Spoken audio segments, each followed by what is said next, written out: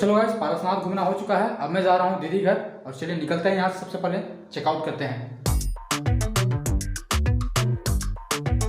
तो अब मैं आपको बताने जा रहा हूँ कि मेरा क्यों प्लान बना अकेले पारसनाथ जाने का, और अगर आप कभी अकेले पारसनाथ जाना चाहें या इन ग्रुप तो कितने दिन का प्लान बनाना चाहिए, क्योंकि मैं कुछ गाइड कर सकता हूँ। और सबसे इम्पोर्टेंट चीज कि ये जो मेरा सोलो ट्रिप रहा वो कितना एक्सपेंसिव था, मतलब कि मेरे को मेरे जेब से कितना खर्चा करना पड़ा इस पारसनाथ का ट्रिप में, वो भी अकेले।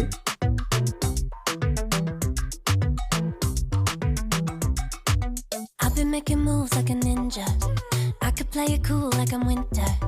I can make it rain like a cash tsunami. तो सबसे पहले बात करते हैं कि अकेले का प्लान आखिरकार बना ही क्यों जब मेरे पास इतने सारे दोस्त हैं। सो देखो, मेरे को ना एमसीए पास किए हुए लगभग 2 से 3 महीना भी नहीं हुआ है अच्छे से, और जब मैं कॉलेज में था उस समय से ही प्लान बन रहा था पारसनाथ जाने का। कॉलेज के बीच में जाने का प्लान बना, वो कैंसिल हुआ। कॉलेज के बाद प्लान बना, वो कैंसिल हुआ। नवंबर का प्लान बना, वो कैंसिल हुआ। दुर्गा पूजा का प्लान बना, वो कैंसिल हुआ। तो भाई देखो, मेरे से रहा नहीं गया, बार बार प्लान कैंसिल पे कैंसिल ही हो ही जा रहा था। और मेरे दिमाग के एक कोने पे कहीं ना कहीं ये घर कर गया था कि मेरे को पारसनाथ घूम के आना है। काफी दोस्तों को फोन करके बोले कि चलो पारसनाथ का ट्रिप करके आते हैं या घूम के आते हैं, 1 या 2 दिन का ट्रिप रहेगा। लेकिन सारे दोस्त अपने अपने काम पे व्यस्त हो चुके थे, क्योंकि अब कॉलेज भी खत्म हो चुका था, तो सब अपने अपने लाइफ में बिजी हो चुके थे। और मेरे को मेरे लाइफ में फोकस लाने के लिए ये ट्रिप करना जरूरी था, लेकिन घर वाले को कन्विंस करना भी जरूरी था। दुर्गा पूजा के आसपास से ही मैं अपने घर वाले को कन्विंस करना स्टार्ट कर दिया था। प्लान तो बना था दुर्गा पूजा में ही घूम के आने का, लेकिन दुर्गा पूजा में परमिशन नहीं मिला घर से, इसीलिए मैं दीपावली से 3 या 4 दिन पहले पारसनाथ घूम के आ चुका हूँ। Now me wanna slip and slide, we can link up.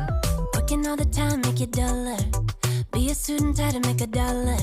अब बात करते हैं कि अगर आप इनकेस पारसनाथ जाना चाहें तो कितने दिन का प्लान बनाना चाहिए पूरे पारसनाथ पहाड़ घूमने के लिए। तो जैसा कि मैंने आपको पारसनाथ में ही बताया था कि वहाँ पे टोटल 24 मंदिर है, और अगर आपको सारे का दर्शन करना है तो टाइम तो लगेगा भाई, क्योंकि देखो सारे का दर्शन करने में आराम से हमको लगता है दिन भर लग जाएगा। अगर आप सुबह 3 बजे 4 बजे निकलते हो तो आराम से शाम भी हो सकता है 3-4, मतलब 10-12 घंटा का भी ट्रेकिंग हो सकता है। Wanna live life like I'm on vacation. Gotta get those good vibrations. सबसे पहले तो आप ये जानो कि अगर आपको पहाड़ चढ़ना है तो आपके पास 2 रास्ता है। एक तो आप पैदल ट्रैकिंग करके पूरा पहाड़ के टॉप तक जाओ, दूसरा कि आप बाइक से जाओ। वहां पे वैसे सर्विस भी चलता है कि आप बाइक से टॉप तक जा सकते हैं पर हेड, लेकिन 1000 देना पड़ेगा, ये थोड़ा सा महंगा है। लेकिन अगर आप पैदल जाना चाहे तो पैदल भी जा सकते हैं। सुबह 3 बजे 4 बजे आराम से निकलिए नहा धो के, और आराम से पहाड़ के टॉप तक जाइए। सुबह 7 बजे तक 8 बजे तक पहुंच जाइएगा।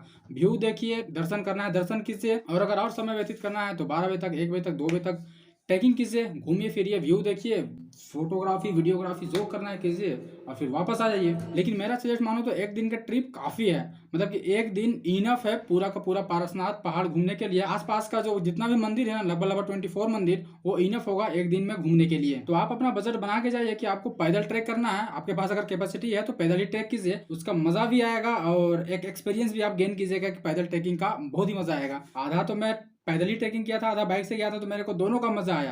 पैदल ट्रैकिंग को ज़्यादा ही मजा आया, थोड़ा सा शरीर को तकलीफ होता है लेकिन मजा आता है काफ़ी ज़्यादा।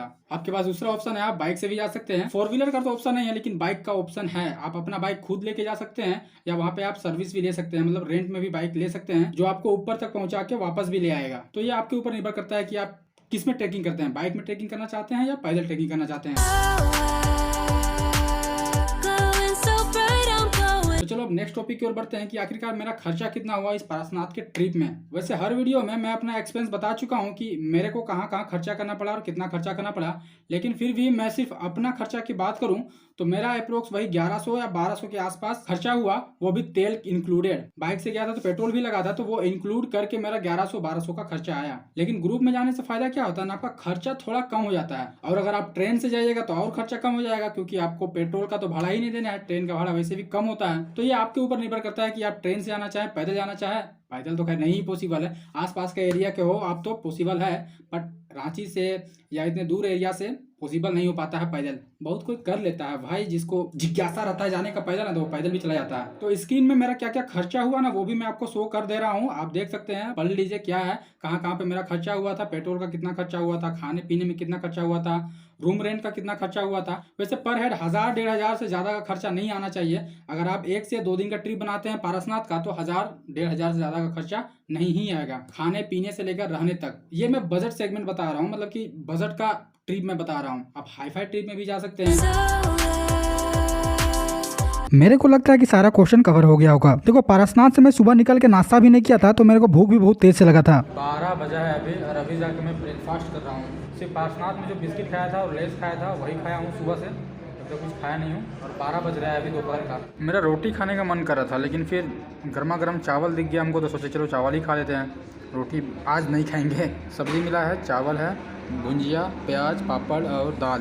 चलो भाई खाते हैं। I'm riding high and it's just closer. Loving what I do and I know भाई चलते हुए रास्ते में इस टाइप का अगर एक्सीडेंट वाला सीन दिख जाए ना, तो थोड़ी देर के लिए दिल थोड़ा सा घबरा जाता है। nothing gets me down 'cause I can turn it round like wanna have a party, let it all hang out. Come on, let me show you what it's all about. Like यहाँ पे ना पहुँच के मैं सो गया था भाई। सुकून लग रहा है और दर्द भी दे रहा है बहुत तेज वाला।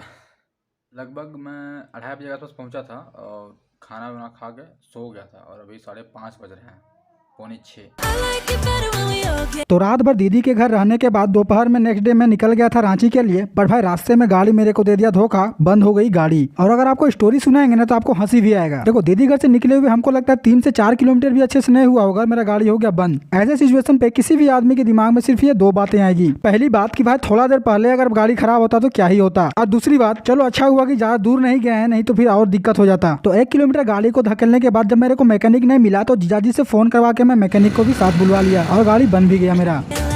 I feel the goodness all around like oh, finally घर पहुँच गए बाबा। I'm feeling good now. तो चलो इस वीडियो को करते हैं एंड। अगर आपका कोई क्वेश्चन रहा तो आप कमेंट कर सकते हैं। मैं भी टाइम मिले तो मैं एक और वीडियो बना दूंगा जो आपका क्वेश्चन है सारे को कवर करके। वीडियो पसंद आए तो वीडियो को लाइक कर दीजिएगा, चैनल पर नए हैं तो चैनल को सब्सक्राइब कर दीजिएगा। मैं मिलता हूँ आपसे नेक्स्ट वीडियो में, तब तक टेक केयर एंड बाय रहेगा।